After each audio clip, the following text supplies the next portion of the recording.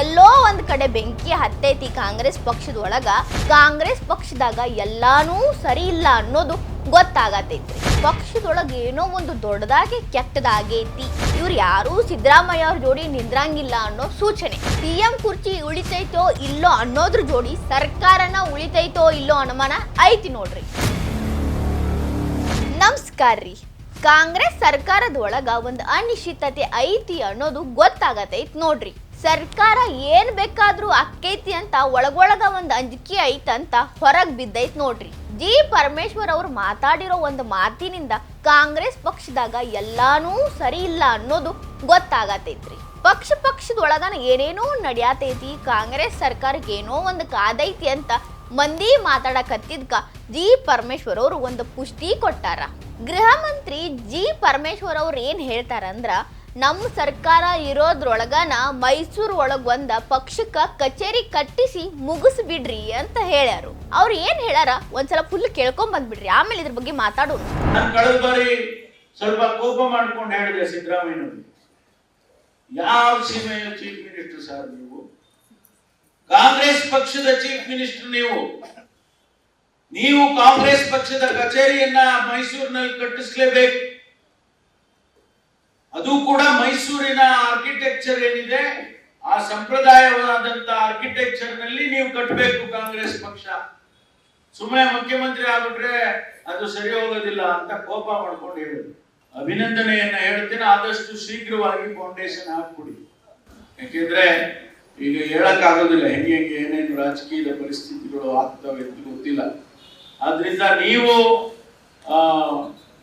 ಖಂಡಿತವಾಗಿ ಆದಷ್ಟು ಶೀಘ್ರವಾಗಿ ಕಟ್ಟಡದ ಶಂಕುಸ್ಥಾಪನೆ ಮಾಡಿ ಆದಷ್ಟು ಬೇಗ ನಮ್ಮ ಸರ್ಕಾರ ಇರುವಾಗ ಮುಗಿಸ್ಬಿಟ್ರೆ ಬಹಳ ಚೆನ್ನಾಗಿರುತ್ತೆ ಅಂತ ಹೇಳಿ ಇಬ್ರು ಅಧ್ಯಕ್ಷರಿಗೆ ನಾನು ಹೇಳೋದಕ್ಕೆ ಬಯಸಿದೆ. ಜಿ ಪರಮೇಶ್ವರ್ ಅವ್ರು ಮಾತಾಡಿದ್ ನೋಡಿದ್ರ ಇವರಿಗೆ ಸಿಎಂ ಕುರ್ಚಿ ಉಳಿತೈತೋ ಇಲ್ಲೋ ಅನ್ನೋದ್ರ ಜೋಡಿ ಸರ್ಕಾರನ ಉಳಿತೈತೋ ಇಲ್ಲೋ ಅನುಮಾನ ಐತಿ ನೋಡ್ರಿ.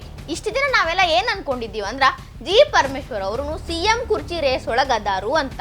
ಜಾರಕಿಹೊಳಿ ಆಯ್ತು, MB ಪಾಟೀಲ್ ಆಯ್ತು, DK ಶಿವಕುಮಾರ್ ಅವರು ಆಯ್ತು, ಮುನಿಯಪ್ಪನೂ ಆದ್ರು. ಅಲ್ರಿ 136 ಮಂದಿ ಶಾಸಕರಿರೋ ಒಂದು ಪಕ್ಷದ ಗೃಹ ಮಂತ್ರಿನ ಹಿಂಗ ಮಾತಾಡ್ತಾರು ಅಂದ್ರ ಪಕ್ಷದೊಳಗೆ ಏನೋ ಒಂದು ದೊಡ್ಡದಾಗಿ ಕೆಟ್ಟದಾಗೈತಿ ಅತ್ತ ಅನ್ಸಾಕತ್ತೈತಿ ನೋಡ್ರಿ. ಹಿಂಗ ಯಾಕೆ ಪರಮೇಶ್ವರ್ ಅವ್ರು ಹೇಳ್ಯಾರು, ಅವ್ರಿಗೆ ಯಾವ ರೀತಿ ಒಂದು ಅನುಮಾನ ಬಂದೈತೆ ಅಂತ ಅವರ ಉತ್ತರ ಕೊಡ್ಬೇಕು ನೋಡ್ರಿ. ಜಿ ಪರಮೇಶ್ವರ್ ಅವ್ರು ಹೇಳೋದ್ರಿಂದ ಎರಡು ಅರ್ಥ ನೋಡ್ಬೋದು ನೋಡ್ರಿ. ಒಂದೇದೇನಪ್ಪ ಅಂದ್ರ ಸಿದ್ದರಾಮಯ್ಯ ಅವ್ರ ಕುತ್ತಿಗೆಗೆ ಬಂದಿರೋ ಮೂಡಾ ಕೇಸ ಜಾಸ್ತಿ ಗಂಟು ಹಾಕೊಂಡು ಕುತ್ತಿಗೆಗೆ ಬಿಗುತ್ತಾ ಬಂದ್ರ ಇವ್ರು ಯಾರು ಸಿದ್ದರಾಮಯ್ಯ ಅವ್ರ ಜೋಡಿ ನಿಂದ್ರಂಗಿಲ್ಲ ಅನ್ನೋ ಸೂಚನೆ. ಇನ್ನೊಂದು ಸಿದ್ದರಾಮಯ್ಯ ಅವರು ತಮ್ಮ ಜೋಡಿ ಪಕ್ಷನೂ ಮುಳುಗಿಸ್ಕೋತಾರು ಅನ್ನೋ ಸೂಚನೆ ಎರಡನೇದು. ಇವೆರಡೂ ಅರ್ಥ ಹೊಂದಿಸಿ ಇವ್ರು ಹಿಂಗ್ ಮಾತಾಡಕತ್ತಿರ್ಬೇಕು.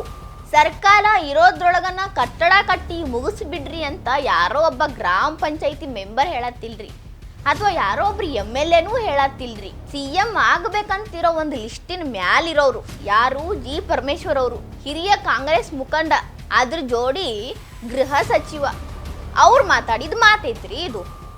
ಇದನ್ನ ನಾವು ಕೇಳಿಸ್ಕೊಂಡು ಹಿಂಗ ಮಾತಾಡ್ತಾರೋ ಅಂತ ಅನ್ನಂಗಿಲ್ರಿ. ಅಲ್ಲಿ ಏನೋ ಒಂದು ಸೀರಿಯಸ್ ವಿಷಯ ನಡೆಯತ್ತಿದ್ದ ಅಂದಾಗನ ಇಂಥ ಮಾತು ಅವ್ರ ಬಾಯಿಂದ ಬಂದೈತಿ. ಎಲ್ಲೋ ಒಂದ್ ಕಡೆ ಬೆಂಕಿ ಹತ್ತೈತಿ ಕಾಂಗ್ರೆಸ್ ಪಕ್ಷದೊಳಗ. ಆ ಬೆಂಕಿ ಹೋಗಿ ಪರಮೇಶ್ವರ್ ಅವ್ರ ಬಾಯಿಂದ ಹೊರಗೆ ಬಂದೈತಿ. ಪರಮೇಶ್ವರ್ ಸಾಹೇಬರು ಇಷ್ಟೆಲ್ಲಾ ಮಾತಾಡೋತಕ ಮಾತಾಡಿ ಎಲ್ಲೋ ಒಂದ್ ಕಡೆ ಬೆಂಕಿ ಹತ್ತೈತಿ ಅನ್ನೋದನ್ನ ತಮ್ಮ ಬಾಯಿಂದ ಹೊರಗೆ ಹಾಕೋದ್ರ ಮುಖಾಂತರ ತೋರಿಸ್ಕೊಟ್ಟ ಮೇಲೆ ಆಮೇಲೆ ಅವ್ರಿಗೆ ಪಟ್ಟಣ ಜ್ಞಾನೋದಯ ಆಗ್ಬಿಡ್ತು. ಆಮೇಲೆ ಇದನ್ನೆಲ್ಲ ತ್ಯಾಪಿ ಹಾಕಿ ಮುಚ್ಚೋ ಪ್ರಯತ್ನನೂ ಮಾಡಿದ್ರು. JDS BJP ಅದು ಎಷ್ಟು ಕೋಟಿ ಕೊಟ್ರು ನಮ್ಮ ಶಾಸಕರು ಅವ್ರ ಪರ ಆಗೋದಿಲ್ಲ, ನಮ್ಮ ಸರ್ಕಾರ ಸ್ಥಿರವಾಗಿ ಇರ್ತೈತಿ ಅಂತ ಹೇಳಿದ್ರು. ಅಲ್ರಿ, ಸ್ಥಿರವಾಗಿ ಇರ್ತೈತೆ ಅನ್ನೋದಾದ್ರೆ ಇದನ್ನ ಯಾಕೆ ಮತ್ತೆ ಹೇಳ್ತೀರಿ? ನಿಮ್ಮ ಪಕ್ಷದ ಎಲ್ಲಾ ಮುಖಂಡರು ಬರೀ ಇದನ್ನ ಒಂದನ್ನ ಹೇಳ್ತೀರಿ, ನಾವ ಇನ್ನ 3 ವರ್ಷ 4 ವರ್ಷ ಆಳ್ತೀವಿ ಅನ್ನೋದು. ಹೌದು, 5 ವರ್ಷ ಆಳ್ವಿಕೆ ಐತಿ, ನೀವು ಆಳಬೇಕು. ಅದನ್ನ ಯಾಕೆ ನೀವು ಮತ್ತ ಹೇಳ್ತೀರಿ? ಅಂದ್ರೆ ಕಳ್ಳ ಹೇಳ್ತಾನಲ್ಲ, ನಾ ಕಳ್ಳಲ್ಲ ಅಲ್ರಿ ಅಂತ. ಅವ್ ಕಳ್ಳನ ಇರ್ತಾನ, ಖರೆ ಮಂದಿಗೆ ನಾ ಅಲ್ಲ ಅನ್ನೋದ್ರ ಮುಖಾಂತರ ಪ್ರೂವ್ ಮಾಡಕ್ ಹೊಕ್ಕಾನ. ಹಂಗ ನೀವು ನಾವ ಇರ್ತೀವಿ ಅಂತ ಹೇಳೋದ್ರ ಮುಖಾಂತರ ನೀವು ಇರ್ಲಾರ್ದಂತ ಪರಿಸ್ಥಿತಿ ಬರಾಕತ್ತೈತಿ ಅನ್ನೋ ಸೂಚನೆ ಕೊಡಾಕತ್ತೀರೇನ್ರಿ? ಜಿ ಪರಮೇಶ್ವರ್ ಅವರು ಸಿದ್ದರಾಮಯ್ಯ ಸಾಹೇಬ್ರ ಕುರ್ಚಿ ಅಳಗ್ಯಾಡ್ಸಕ್ಕೂ ಆಗಂಗಿಲ್ಲ, ಕಾಂಗ್ರೆಸ್ ಪಕ್ಷ ಕೆಡವಾಕೂ ಆಗಂಗಿಲ್ಲ ಅಂತ ಹೇಳೋದ್ರ ಮುಖಾಂತರ ಪದೇ ಪದೇ ಅವ್ರು ಒಂದು ಪ್ರೂವ್ ಮಾಡಕತ್ತಾರ. ಏನಪ್ಪಾ ಅಂದ್ರ ಅವೆರಡೂ ಸ್ಥಿರವಾಗಿಲ್ಲ, ಅವೆರಡಕ್ಕೂ ಕುತ್ತು ಬರೋ ಅಂತ ಕೆಲಸ ಕಾಂಗ್ರೆಸ್ ಪಕ್ಷದ ಒಳಗ ನಡೆದೈತಿ ಅನ್ನೋದು ಹೇಳಾಕತ್ತಾರ. ಇಂಥ ದೊಡ್ಡ ಸತ್ಯ ಬಿಚ್ಚಿಡೋದ್ರ ಮುಖಾಂತರ ಅವರು ಮಂದಿ ಮಾತಾಡ್ತಿದ್ದು ಖರೆ ಮಾಡಾಕತ್ತಾರ.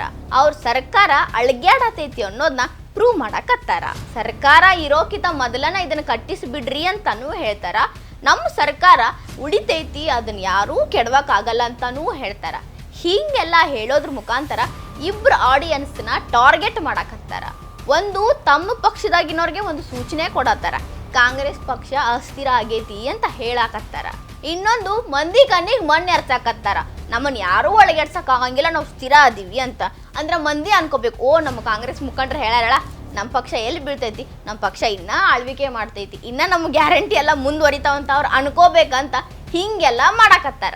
ಜಿ ಪರಮೇಶ್ವರ್ ಅವರು ಒಂದು ವೇದಿಕೆ ಒಳಗ ಎರಡು ನಮೂನಿ ಮಾತಾಡೋದ್ರ ಜೊತೆಗೆ ವೈರುಧ್ಯಮಯ ಹೇಳಿಕೆಗಳನ್ನ ಕೊಟ್ಟಾರ್ರಿ. ಇದರಿಂದ ಮಂದಿಗೆಲ್ಲ ಅರ್ಥ ಆಗಕತ್ತಿರೋದು ಕಾಂಗ್ರೆಸ್ ಪಕ್ಷದಾಗ ಏನೋ ಒಂದು ಆಗತೈತಿ, ಒಟ್ಟು ಅವ್ರ ಸರ್ಕಾರಕ್ಕೆ ಕುತ್ತು ಬರತೈತಿ, ಸರ್ಕಾರ ಬೀಳ್ತೈತಿ ಅನ್ನೋ ರೀತಿ ಒಂದು ಅಂಜಿಕೆಯ ವಾತಾವರಣ ಅಲ್ಲಿ ಸೃಷ್ಟಿ ಆಗೈತಿ ಅನ್ನೋದು. ಈ ವಿಡಿಯೋ ನಿಮಗೆ ಇಷ್ಟ ಆಗಿದ್ರೆ ಲೈಕ್ ಮಾಡ್ರಿ, ಶೇರ್ ಮಾಡ್ರಿ, ಕಮೆಂಟ್ ಮಾಡ್ರಿ. ಇನ್ನ ಇಂಥವು ಹೆಚ್ಚಿನ ವಿಡಿಯೋ ನೋಡಕ ಹೊಸ ದಿಗಂತ ಡಿಜಿಟಲ್ ಚಾನಲ್ಗೆ ಸಬ್ಸ್ಕ್ರೈಬ್ ಆಗ್ರಿ.